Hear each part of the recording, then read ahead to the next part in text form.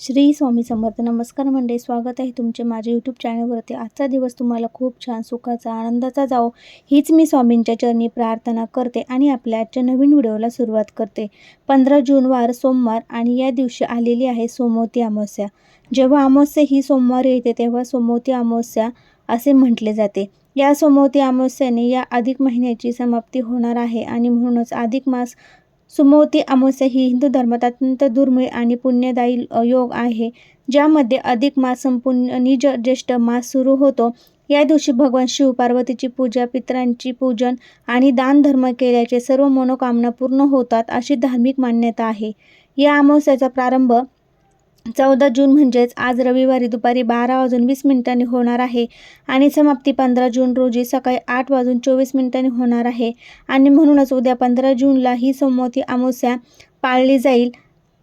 या अमावस्याचे व्रत, पूजा, विधी हे सर्व काही आपल्याला उद्या सोमवती अमावस्येला करायचे आहे. जी अमावस्या तिथी ही सकाळी 8:24 समाप्त होणार आहे. ही संपूर्ण दिवस अमावस्या तिथी ही पाळली जाणार आहे आणि म्हणूनच जे काही तुम्हाला स्नान, दान, पूजा, व्रत हे सर्व काही तुम्हाला करायचं आहे तर तुम्हाला उद्या 15 जून सोमवारी अमावस्येला करायचं आहे. यंदा अधिक महिन्यातील शेवटचा हा दिवस असणार आहे. सोमवती अमावस्या झाल्यामुळे या तिथीला महत्त्व अनेक पटीने वाढले आहे. तब्बल 3 वर्षानंतर या अमावस्येला विशेष महत्त्व देण्यात आलेले आहे. विशेष ग्रहयोग जुळून आले देखील आहे. सोमवती अमावस्याचा दिवस हा पितरांच्या आत्म्याचा आशीर्वाद आणि पितृदोषापासून मुक्ती मिळवण्यासाठी सर्वोत्तम मानला जातो. या सोमवती अमावस्येच्या दिवशी स्त्रियांनी व्रत करून पिंपळ वृक्षाची पूजा करावी, पिंपळाच्या झाडाला प्रदक्षिणा घालाव्यात. मुळे पतीला दीर्घ आयुष्य प्राप्त होते आणि अखंड सौभाग्य मिळते. म्हणून या दिवशी स्त्रियांनी व्रत करून शिव पार्वतीची पूजा करावी आणि पिंपळवृक्षाची पूजा करावी. तसेच या अधिक महिन्यातील अमावस्येला स्नानाला अतिशय महत्त्व देण्यात आलेले आहे. स्नान आणि दान या 2 गोष्टी आपल्याला अमावस्येच्या दिवशी करायच्या आहे. म्हणूनच या दिवशी गंगा स्नान करावे. तुमच्या घराजवळ आजूबाजूला कोणती पवित्र नदी किंवा गंगा असेल तर तिथे जाऊन स्नान करावं व शक्य नसेल तर घरच्या घरीच तुम्हाला काही वस्तू टाकून स्नान करायचं आहे. कोणत्या वस्तू टाकून स्नान करायचं आहे त्याचा व्हिडिओ देखील मी आपल्या चॅनलवर अपलोड केलेला आहे. तो जर अजून तुम्ही बघितला नसेल तर नक्की बघा. धार्मिकदृष्ट्या या दिवशी हा दिवस अत्यंत महत्त्वाचा आणि शुभ मानला गेलेला आहे. या दिवशी काही खास गोष्टी आपण जर केल्या तर त्याचे फळ आपल्याला नक्कीच प्राप्त होते. तर आजच्या व्हिडिओमध्ये मी तुम्हाला एक अतिशय प्रभावी असा उपाय सांगणार आहे. उद्या सोमवार सोमवती अमावस्येच्या दिवशी सकाळी घराच्या उंबरठ्यावर ठेवा ही एक वस्तू. एका रात्रीत आयुष्याचं सोनं होईल, 7 पिढ्यांचे दारिद्र्य नष्ट होईल, घरातील संकटे, विघ्न, अडचणी दूर होईल, घराची, मुलाची, पतीची खूप अशी प्रगती होईल आणि तुमच्या मनातील कित्येक कठीणातील कठीण इच्छा पूर्ण होईल. अधिक महिन्याचे शुभ फळ हे तुम्हाला प्राप्त होईल. तर अशी कोणती वस्तू उंबरठ्यावर ठेवायची आहे, हा उपाय कोणत्या वेळेत करायचा आहे याबद्दलची संपूर्ण माहिती आपण आजच्या व्हिडिओमध्ये बघणार आहोत. त्यासाठी व्हिडिओ स्किप न करता शेवटपर्यंत नक्की बघा. चॅनलवरती नवीन असाल तर नक्की चॅनलला सबस्क्राईब करा आणि शेजारी बेल आयकॉन देखील प्रेस करा, म्हणजे मी जे काही नवनवीन व्हिडिओ अपलोड करेल त्याचं नोटिफिकेशन सर्वात अगोदर तुम्हाला मिळेल आणि तुम्ही एक पण व्हिडिओ मिस करणार नाही. तसेच व्हिडिओला आपल्या मित्रपरिवारामध्ये शेअर करायला विसरू नका. तर हा उपाय आपल्याला उद्या सोमवारी सोमवती अमावस्येला दुपारी 12 वाजण्याच्या आत करायचा आहे. शक्य असेल तर सकाळी ब्रह्ममुहूर्तावर म्हणजेच आपल्याला 4 वाजल्यापासून ते 8:30 वाजेपर्यंत हा उपाय करायचा आहे. जास्तीत जास्त प्रयत्न करा. अमावस्येच्या काळामध्ये आपण हा उपाय जर केला तर तो खूप जास्त प्रभावी असतो. म्हणून शक्यतो आपल्याला 7-7:30 वाजेपर्यंत हा उपाय करायचा आहे. आणि जर सकाळी 8 वाजेपर्यंत नाही शक्य झालं तर तुम्हाला मुलांच्या शाळेचा डबा, टिफिन असेल तर त्यामुळे सकाळी 8 वाजेपासून ते बराच वेळ आपल्याला काही सेवा करणं शक्य नाही, तर म्हणून हरकत नाही. 8:30 वाजेपर्यंत शक्य झालं तरी तुम्ही दुपारी 12 वाजेपर्यंतसुद्धा हा उपाय करू शकतात. कारण ही अमावस्या जी आहे तर ती संपूर्ण दिवसभर पाळली जाणार आहे. म्हणून ज्या काही सेवा तुम्हाला करायच्या आहेत तर त्या संपूर्ण दिवसभरामध्ये तुम्ही करू शकता. आता जो उपाय मी तुमच्यासोबत शेअर करणार आहे हा उपाय आपण फक्त सोमवती अमावस्येला करू शकतो. त्यामुळे प्रत्येकाने हा उपाय जो आहे तर तो करायचा आहे. सोमवती अमावस्या ही अतिशय प्रभावी मानली जाते. या दिवशी आपण जे काही उपाय करतो किंवा ज्या काही सेवा करतो त्याचं फळ आपल्याला दुप्पट पटीने मिळत असतं आणि म्हणून अमावस्येला आपल्या घरातील सर्व दोष, नकारात्मकता, अडचणी दूर करण्यासाठी, आजारपण दूर करण्यासाठी खूप महत्त्वाची तिथी मानली जाते. आता आपल्याला हिंदू शास्त्रामध्ये असं सांगितलं जातं की प्रत्येक अमावास्येला आपल्या पितरांची पूजा करावी, परंतु प्रत्येक अमावास्येला ते आपल्याला अजिबात शक्य होत नाही. कारण की आजकालच्या घाईच्या जीवनामध्ये कुणालाही शक्य होत नाही. सोमवती अमावास्येला तरी आपण पितरांची पूजा ही आवर्जून करायची आहे. कशी करायची आहे तर ते सुद्धा मी तुम्हाला पुढे व्हिडिओमध्ये सांगणार आहे. कारण सोमवती अमावास्या ही भगवान शिवशंकर यांना समर्पित आहे आणि भगवान शिवशंकर हे पितरांचे देवदेवता आहे आणि म्हणूनच या अमावास्येच्या पितरांची पूजा जी आहे तर ती केली जाते. आता या सोमवती अमावास्येला ज्या घरामध्ये स्त्री हा उपाय आवर्जून करते त्या घरामध्ये नेहमी माता लक्ष्मी अखंड वास करते. कारण तुम्हाला माहीत आहे अमावास्येचा दिवस आता माता लक्ष्मीला समर्पित आहे, म्हणून आपण दिवाळीचे लक्ष्मीपूजन हे सुद्धा अमावास्येला करत असतो, अमावस्या मुहूर्तावरती करत असतो. त्यामुळे हा जो दिवस आहे तर तो लक्ष्मी प्राप्तीसाठी, धनप्राप्तीसाठी खूप महत्त्वाचा, प्रभावी मानला जातो. आणि म्हणूनच जर तुमच्या घरामध्ये तुमच्या आयुष्यात सतत आर्थिक अडचणी येत असतील, तर तुम्हाला पैशाच्या अडचणींना सामोरे जावे लागत असेल, तर तुमच्या घराची मुलाची भरभरून प्रगती व्हावी असं वाटत असेल, तर उद्योग व्यवसाय तुम्हाला व्यवस्थित चालत नाही, त्यामध्ये काहीतरी अडथळे येत असतील किंवा घरामध्ये पैसा आला तर तो टिकत नाही, काही कारणाने घरातून निघून जातो, असे प्रत्येकाचे होत असते. घरामध्ये लक्ष्मी ही आकर्षित होत नाही, घरात पैसे येण्याचे मार्ग हे बंद झालेले असतील, तर हा उपाय तुम्हाला सोमवती अमावास्येला नक्की करायचा आहे. आता घरामध्ये लक्ष्मी नांदणे म्हणजे फक्त पैसा असतो का, तर अजिबात नाही. आपल्या घरामध्ये एक प्रकारचा सुख, शांती, समृद्धी असणं सुद्धा तेवढंच महत्त्वाचं असतं. ज्या घरामध्ये सुख, शांती, समृद्धी असते, सकारात्मकता वातावरण असतं, तेथे लक्ष्मी नांदत असते.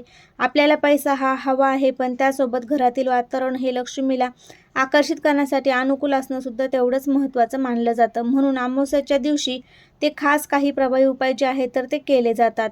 अमावास्येचा हा दिवस महिन्यातून एकदाच येतो आणि हा दिवस आपल्या पूर्व प्रगतीत खूप परिणाम करत असतो. या दिवशी आपण ज्या काही गोष्टी करतो त्या गोष्टीमुळे आपल्या आयुष्यातील एक नवीन चालना मिळते. त्यामुळे या दिवशी आपण जे काही उपाय करतो तर ते कधीच वाया जात नाही. आपल्या शास्त्रामध्ये सांगण्यात आलेले आहे की हा उपाय जे आहे तर ते आपण या दिवशी केले तर आपल्या आयुष्याचे सकारात्मक बदल हे नक्कीच होतात.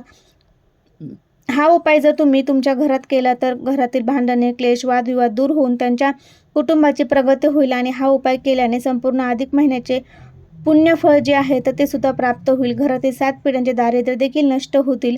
तर हा उपाय करण्यासाठी तुम्हाला उद्या सकाळी लवकर उठायचं आहे, अंघोळ करायची आहे. अंघोळीच्या पाण्यामध्ये थोडंसं गंगाजळ, काळे तीळ टाकून तुम्हाला स्नान करायचं आहे. अगदी लहानपासून ते मोठ्यापर्यंत सर्वांनी या 2 वस्तू टाकून अंघोळ करायची आहे. अधिक महिन्यातील अमावास्येला स्नानाला अनन्यसाधारण महत्त्व दिलं जातं, म्हणून या 2 वस्तू टाकून तुम्ही नक्की स्नान करा. त्यानंतर तुम्हाला तुमच्या घरातील फरशी ही सर्वप्रथम स्वच्छ पुसून काढायची आहे. जाळे जळमाटे असतील ते सुद्धा काढून घ्यायचे आहे आणि फरशी पुसण्याच्या पाण्यामध्ये थोडंसं खडे मीठ टाकून तुम्हाला ही गोमूत्र टाकून फरशी पुसायची आहे.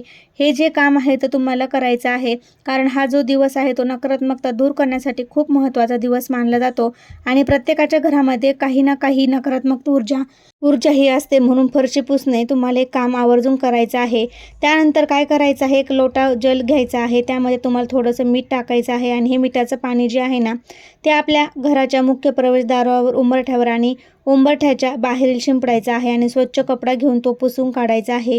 कारण मीठ हे जे आहे नकारात्मकता दूर करण्यासाठी अत्यंत महत्त्वाचं आहे आणि घराचं उंबरठं हे आपल्या घरात सर्वस्व असतं. तिथूनच नकारात्मक ऊर्जा, इडापिडा, अलक्ष्मी किंवा लक्ष्मी, सकारात्मक ऊर्जा जी आहे तर ती आपल्या घरामध्ये येत असते.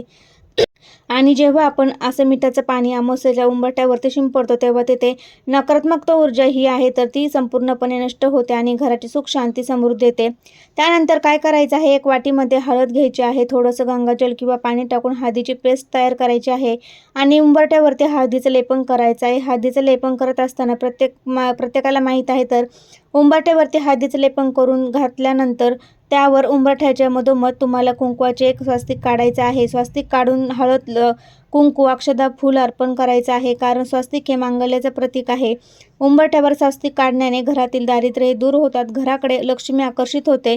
त्यामुळे तुम्हाला उंबरठ्यावरती एक स्वस्तिक काढायचं आहे आणि तसेच मुख्य प्रवेशद्वारावर सुद्धा तुम्हाला एक स्वस्तिक जे आहे तर ते काढायचं आहे. आता हे सगळं तुमच्या करून झाल्यानंतर एक महत्त्वाचं काम करायचं आहे. तर ते काय करायचं आहे, एक मातीचा दिवा घ्यायचा आहे ज्यामध्ये मातीची पंतीसुद्धा असते. तर ती चांगली मातीची पंती किंवा दिवा घ्यायचा आहे.